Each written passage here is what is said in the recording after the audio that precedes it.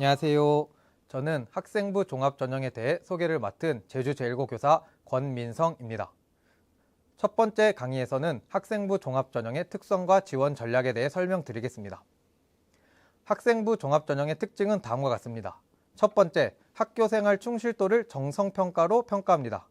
특히 교과 전형과 다르게 진로 역량, 즉 계열 적합성에 대한 평가가 이루어진다는 점이 특징입니다.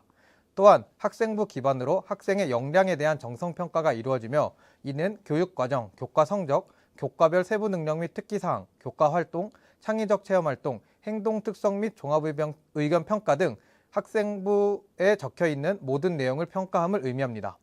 또한 대입 공정성 방안에 따른 평가가 진행됩니다. 고교 정보, 개인 정보 등에 대한 블라인드 평가가 이루어지며 대학 미제공 항목인 교과 활동 등에 대해서는 평가가 이루어지지 않습니다. 다음으로 수능 최저학력 기준 적용 여부에 따라서도 평가가 이루어집니다. 대부분의 학생부 종합전형은 수능 최저학력을 미적용하는 것이 많지만 의학학 계열, 고려대 학업우수, 연세대 활동우수 등 일부 수도권 대학에서는 학생부 종합전형의 최저학력 기준을 설정하여 평가하고 있습니다. 마지막으로 전형 방식에 따라 학생부 종합전형 평가는 구분됩니다. 일괄 합산 전형과 단계별 전형으로 나뉘어 있습니다. 이에 대해서 자세히 설명드리겠습니다. 첫 번째, 단계별 전형이란 크게 1단계, 2단계로 나뉘어 첫 번째 단계에서는 서류평가로 진행되며 서류평가에 통과한 학생들만 다시 2단계 전형에 응시하는 경우를 의미합니다. 또한 일괄합산 전형 중 면접이 있는 경우에는 생활기록부에 대한 서류평가와 면접평가를 응시자 전원이 참여하고 그에 따른 점수로 평가가 됩니다. 마지막으로 일괄합산 서류형의 경우에는 오로지 학생부 기록, 서류로만 100% 평가가 됩니다. 이 모든 전형에는 수능 최저학력 기준이 적용이 될 수도 있고 적용이 되지 않을 수도 있습니다. 다음으로 2026학년도 유형별 전형 요소 적용 사례를 수도권을 예시로 들어 설명드리겠습니다. 먼저 수능 최저학력 기준이 있는 경우는 화면 오른쪽에 나와 있듯이 고려대, 이화여대, 한양대, 홍익대의 경우가 있습니다. 대부분의 대학은 수능 최저학력 기준을 적용하지 않는데요. 여기서 일괄형과 단계형으로 다시 구별됩니다. 광운대, 덕성여대, 명지대, 상명대, 서강대, 서울시립대, 서울여대 등의 대학교에서는 면접 전형을 따로 실시하지 않는 일괄형으로 진행이 되며 건국대, 경희대, 광운대, 국민대, 덕성여대, 동국대, 동덕여대, 명지대 등에서는 단계별 전형이 시행됩니다.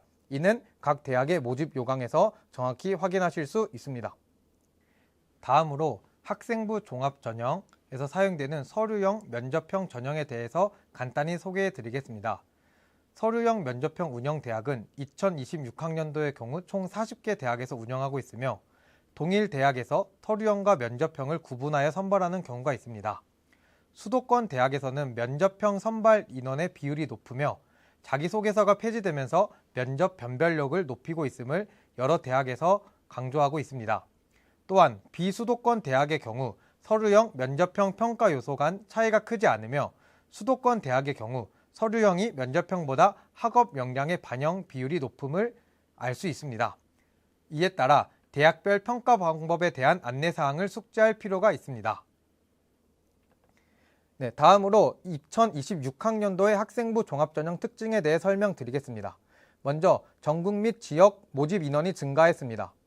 작년에 8만 532명이었던 것에서 현재 8만 1,592명으로 약 1,060명이 증가했습니다. 또한 지역별 선발 비율의 차이가 생겼습니다. 수도권 3만 8,755명, 비수도권 4만 2,837명을 선발합니다. 두 번째로 수도권 주요 대학에서 면접평가의 영향력이 강화되었습니다. 서류형이 총 29.8%가 진행되는 반면 면접형이 70.2%가 진행됩니다. 따라서 각 대학에서 면접형의 비율을 높였음을 확인할 수 있습니다. 세 번째로 학생부에 따른 대학별 평가 요소가 변화했습니다. 대표적인 예로 교육과정 이수 정도를 반영하는 대학이 생겼습니다. 네 번째로 일부 대학은 수능 최저학력 기준을 적용합니다. 고려대, 서울대, 연세대, 이화여대, 한양대, 홍익대, 지역의학학 계열이 그렇습니다. 마지막으로 학교폭력 조치 사항에 대한 대입 전형 의무 반영에 따라서 학교폭력에 따른 감점 또는 지원 제한이 생겼습니다. 이는 각 대학 입학처 홈페이지에서 정확히 확인하셔야 될 부분입니다. 네, 다음으로 2026학년도 대학별 학생부 종합전형의 전형 방법과 서류평가 요소 및 비율을 정리하여 나타낸 표입니다. 대표적으로 6개 대학이 나와 있으며 고려대, 광운대, 성균관대, 중앙대, 한국외대, 한양대의 경우 면접형과 서류형을 동시에 진행하는 학교에 해당합니다. 이때 가장 오른쪽 평가 요소를 보시면 각 전형별로 평가 요소가 다름을 확인하실 수 있습니다. 네, 다음으로 학생부 종합전형의 수능 최저 학력 기준에 대해 말씀드리겠습니다. 수능 최저 학력 기준이란 학생부 종합전형의 서류 및 면접평가에서 통과함과 동시에 수능에서 요구하는 대학에서 요구하는 수능에서의 최저 등급을 맞춘 것을 의미합니다. 고려대 학업 우수형의 경우에는 서류 100% 전형에서 국수 영탐 4개 합 8등급 이내, 한국사 4등급 이내의 수능 최저 학력 기준을 요구하고 있습니다. 마지막 한국교원대의 경우 학생부 종합 우수자 전형에서 전 모집단이 국수 영탑 4개 합이 14등급 이내에 들어야 될 것을 요구하고 있습니다. 다만 모집 단위별 기준이 다르기 때문에 이 또한 대학별 입학처에서 확인하실 필요가 있겠습니다. 또한 학생부 종합전형 계열별 주요 권장 과목에 대해 설명드리겠습니다. 최근 대학에서는 학생의 선택을 중요하게 여기고 있습니다. 교육과정에 따른 학생의 자기주도적 과목 선택을 평가합니다. 예를 들어 경제학부에 가고 싶은 학생이 수학 관련된 과목을 듣지 않았다거나 공과 계열 대학에 가고 싶은 학생이 물리학 과목을 이수하지 않은 경우에 대학에서는 주요 사항으로 여기고 평가합니다. 네, 서울대학교에서 공개한 핵심 권장 과목과 권장 과목은 이를 대표하는 사례입니다. 서울대학교에서는 필수적으로 이수해야 하는 핵심 권장 과목과 가급적 들었으면 하는 권장 과목을 구분하여 제시하고 있습니다. 또한 2026학년도에는 전공 자율 선택제가 확대되었습니다.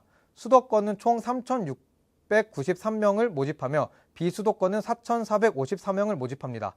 대부분 수능 최저 학력 기준을 미적용하지만 일부 대학에서는 적용합니다. 이때 유형 1과 2의 구분은 유형 1은 대학 내의 모든 전공을 전공할 수 있는 것을 의미하며 유형 2는 특정 계열 또는 특정 단과대 내의 모든 전공을 전공할 수 있음을 의미합니다. 학생부 종합전형 준비 방법에 대해 알려드리겠습니다.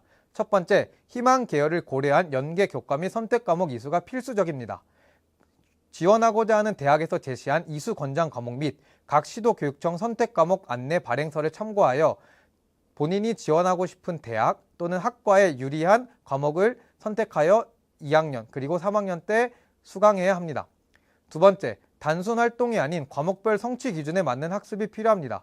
교과에서 배우고 학습한 내용을 연계하고 심화하여 확장하는 탐구 활동을 통해 본인의 역량을 드러낼 필요가 있습니다. 세 번째, 교육활동의 다양한 개념을 교과 활동, 비교과 활동 중 연계하고 심화할 필요가 있습니다. 교과, 즉 수업 시간에 배운 지식을 활용해 창의적 체험활동 등을 통해 다양하게 확장하여 전공 분야에 대해 넓고 깊게 탐구할 필요가 있습니다. 마지막으로 독서를 통해 다양한 역량을 강화할 필요가 있습니다. 교과와 연계한 자기주도적 탐구활동, 후속활동의 계획 및 실천 등에 있어서 독서를 교과 또는 창체에 적극 활용할 필요가 있습니다. 다음으로 학생부 종합전형 대비 방안에 대해 설명드리겠습니다. 이는 2026학년도 대입정보 119 자료집에 나온 내용입니다. 첫 번째, 대학의 평가 항목과 요소를 확인하고 준비 전략을 수립할 필요가 있습니다. 1, 2학년 때 학교생활 기록부 내용을 지원 희망 대학의 평가 항목과 요소를 기준으로 살펴보고 부족한 항목과 요소를 3학년 1학기에 최대한 보완할 필요가 있습니다. 두 번째, 교과 수업부터 준비할 필요가 있습니다. 학교 생활은 대부분 교과 수업, 창의적 체험활동은 교과 연계 활동입니다. 따라서 학교에서 주로 이루어지는 수업 시간에서 모든 탐구 활동이 시작되는 것이 좋습니다. 세 번째, 평가 항목별 강점과 약점을 구분하여 준비할 필요가 있습니다. 학업 역량에서 학업 성취도가 상대적으로 낮을 경우 학업 태도 또는 탐구력에서 일정 부분 보완이 가능합니다. 따라서 본인의 강점과 단점을 정확히 파악하고 준비할 필요가 있습니다. 마지막으로 다양한 자료를 활용하여 준비할 필요가 있습니다. 설명회, 모의 면접 등 고교 대학 연계 프로그램을 적극 활용하여 자신의 역량을 점검하고 발전시킬 필요가 있겠습니다. 네, 다음으로 학생부 종합전형 지원 전략에 대해 말씀드리겠습니다. 본인의 서류가 잘 준비되었다면 첫 번째로 적성에 알맞은 전형 유형을 선택할 필요가 있습니다. 본인이 수능 최저학력 기준을 맞출 수 있는지 또는 면접에 강한지 약한지를 판단하여 자신의 적성에 맞게 전형을 선택할 필요가 있습니다. 두 번째, 면접 유형 및 일시를 확인할 필요가 있습니다. 면접은 제시문 기반 면접, 학교생활 기반 면접으로 구분됩니다. 또한 수능 이전과 이후 면접으로 구분됩니다. 따라서 지원하고자 하는 대학이 수능 이전의 면접을 보는지 수능 이후의 면접을 보는지를 확인할 필요가 있으며, 수능 이후의 경우 본인이 지원하는 학과별 면접이 동일한 날짜에 겹치지는 않는지도 지원할 때 반드시 확인해야 합니다. 세 번째, 학생부 종합전형 전공 가이드북을 활용해야 됩니다. 또한 대학 발표 자료를 적극 활용할 필요가 있습니다. 평가 요소, 평가 방법, 면접 등 종합전형 준비 및 대학에서 배우는 전공 분야 정보를 탐색할 필요가 있습니다. 마지막으로 상담을 통한 종합적인 판단을 해야 됩니다. 학교 그리고 제주진로진학지원센터의 상담을 통해 적절한 지원을 받을 필요가 있습니다. 지금까지 학생부 종합전형의 특징 및 지원 전략에 대한 강의였습니다. 다음 강의에서는 학생부 종합전형의 서류평가의 핵심에 대해서 설명드리겠습니다. 감사합니다.